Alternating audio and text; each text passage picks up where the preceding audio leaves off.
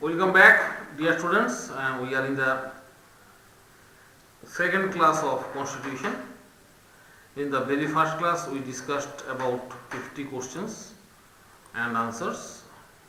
Now let us try from question number 51. Which article specifies the number of seats for the Rajya Sabha? The answer is Article 80. Question number 52.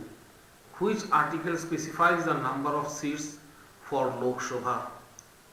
Article 81. So both these Article 80 and 81 are important. Question number 53. Which article refers to the imposition of President's rule in states? This is Article 356.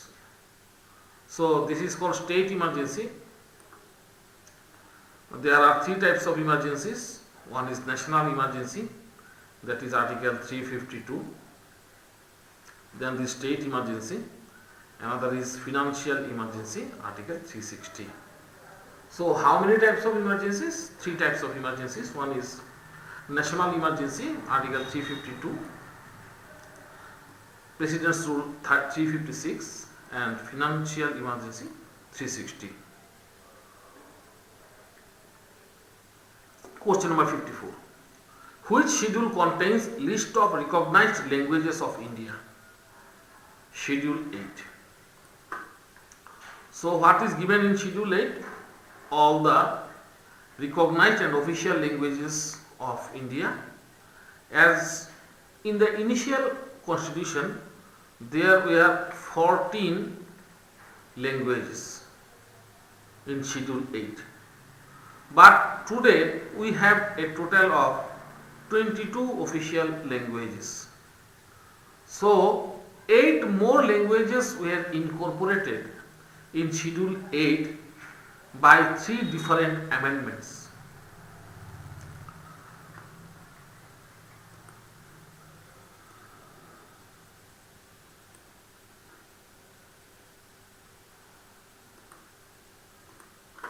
The very first amendment was for inclusion of language, was amendment number 21. Please listen carefully and try to write down with me. In the amendment number 21, the language Sindri was added. Then amendment number 71, 3 other languages, Manipuri, Nepali and Konkani. Manipuri, Nepali and Konkani.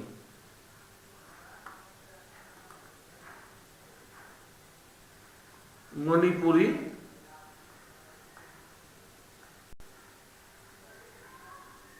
Nepali and Konkani. These 3 languages were added. Amendment number 71.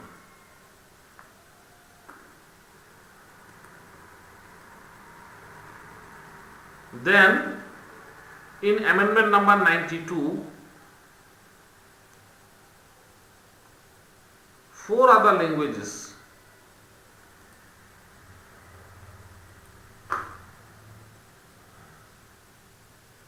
amendment number 92, 4 other languages, they are Bodo,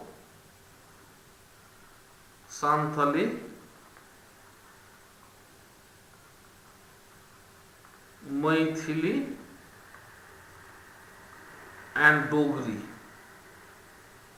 These 4 languages were incorporated. So today we have total 22 languages in Schedule 8. Question number 55.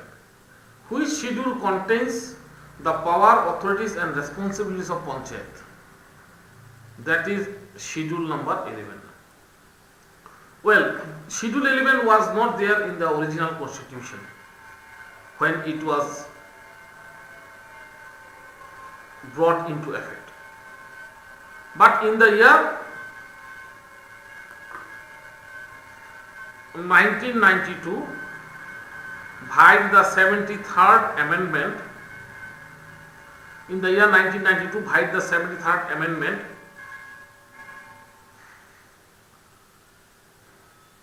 the Panchayati Raj was given constitutional status and it was incorporated in Schedule 11. They may ask you another additional question. How many subjects or items are included in Schedule 11? Your answer will be 29 subjects. Question number 56. With which amendment to the Constitution Sikkim was made a full-fledged state of Indian Union? So when India became independent on 15th August 1947, Sikkim was not a part of Indian Constitution. Sikkim was not a part of India. It was a protectorate state of India. It was under the protection of India. But later on, in the year 1975, Sikkim was incorporated as in the mainland of India and as one of the states of India by the 36th Amendment. Planning Commission is a constitutional body. There is no more Planning Commission, so it will be questioned that Planning Commission was a constitutional body, true or false? It is false. Because if any agency has to be a constitutional body, then it has to be mentioned in the Constitution. But there was no mention of the Planning Commission in the Constitution. The Planning Commission was the dream child of our first Prime Minister Jawaharlal Nehru. It came into being in the year 1950. Since it was not mentioned in the Constitution, it is an unconstitutional body. So Planning Commission was a constitutional body. True or false? Answer will be false. Question number 58. The word minority appears in which article of the Indian Constitution?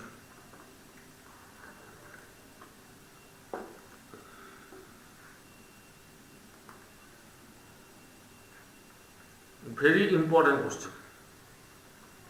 Article 29. Article 29 describes right. Which type of right? Cultural and educational right. In these cultural and educational rights, Article 29 and 30, these two are cultural and educational rights, and you have to remember that in Article 29 we get the mention of minority for the first time. By which amendment voting age was reduced from 21 to 18. It was a revolutionary step in the history of Constitution of India, in the political history of India, I would rather say. And it was carried out by the 61st Amendment 1989, when the young Prime Minister Rajiv Gandhi was in power. Question number 60. Directive principle of state policy. What is the question? The concept of welfare state is included in the Constitution of India in the directive principles of state policy. So there are certain instructions given by the Constitution to the policy makers on how to run the governance. They are known as directive principle of state policy. They are mentioned in part 4 from article 36 to 51. They are known as directive principles of state policy, and their ideas were borrowed from the Constitution of Ireland. The welfare of states, the concept of welfare state was given in the directive principles of state policy. There are three types of freedom or right: political right, social right, and economic right. Dear friends, please remember, our political right is secured by our fundamental rights, and social and economic rights are secured by directive principles of state policy. Question number 61. The retirement age of member of the State Public Service Commission is 60 years. So there has been mention of setting up of State Public Service Commission and Union Public Service Commission in the center for providing the youth of India government jobs under different departments of the state and central government. And the retirement age of member of State Public Service Commission is 60 years. Question number 62. The concept of single citizenship is adopted from which country? Britain. India could follow the concept of dual citizenship also. Where do we get the concept of dual citizenship? Dual citizenship we see in the USA, where a person has to have the citizenship of both his state and his nation. But in Britain there is only one citizenship. This is citizenship of the country. We also follow the same concept. In India we all are citizens of India. So single citizenship, and we have adopted this policy from UK. How many fundamental duties have been incorporated in the Constitution of India? 11. Initially there were 10 fundamental duties, but later on another fundamental duty was added by the 86th Amendment. 64. From which fund unanticipated expenditure can be made without the prior approval of the Parliament? Very important. Contingency Fund of India. There are two types of funds. One is contingency fund, another is consolidated fund. So any unforeseen incident may take place, like natural calamity, tsunami, earthquake, where there is a devastation in a particular region, then huge amount of fund may be required. So that fund may be immediately released without the approval of the Parliament from the Contingency Fund of India. And you should remember that who is the custodian of this Contingency Fund of India? That is the President of India. The Contingency Fund of India is kept in the custody of the President of India. Question number 65. Which articles of Constitution provides the rights of running their own educational institutions to religious minorities? Article 30, bracket 1. I have already mentioned that Article 29 and 30, they are cultural and educational rights.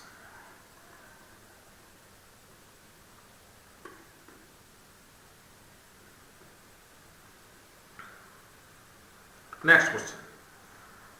The Constitution of India assures economic justice to its citizens through the preamble. From preamble you may expect so many questions like, who is the father of the preamble of India? This is none other than the first Prime Minister of India, Jawaharlal Nehru. Then who was instrumental in passing the objective resolution? That was also Jawaharlal Nehru. First of all, this objective resolution was passed. Then this objective resolution became the preamble of Indian Constitution. Next question, from which country we have adopted the concept of preamble. We adopted the concept of preamble from the United States of America. Then in your interview also they may ask you to remember and mark up or to say the preamble of Indian Constitution. So I repeatedly request my students to remember every word of the preamble of Indian Constitution, which says, "We the people of India, having solemnly resolved to constitute India into a sovereign socialist secular democratic republic and to secure all its citizens justice, social, economic and political, liberty of thought, expression, belief, faith and worship, equality of status and of opportunity, and to promote among them all fraternity, assuring the dignity of the individual and unity and integrity of the nation. In our Constituent Assembly, this 26th day of November 1949, do hereby adopt, enact and give to ourselves this Constitution." Question number 67. National Development Council was constituted in the year 1952.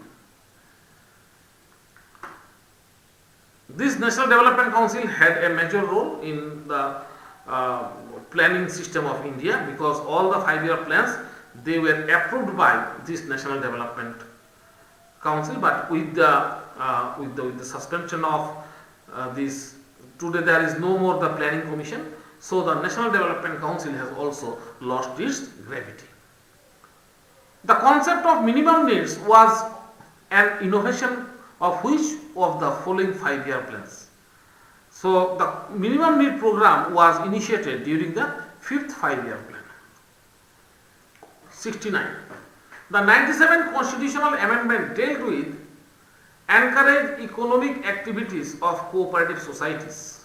So you have to remember this 97th constitutional amendment. 70. Who approves the draft outline of 5-year plan? I have mentioned its answer is the National Development Council (NDC), which came into being in the year 1952, and the Prime Minister of India used to be the ex officio chairman of National Development Council, and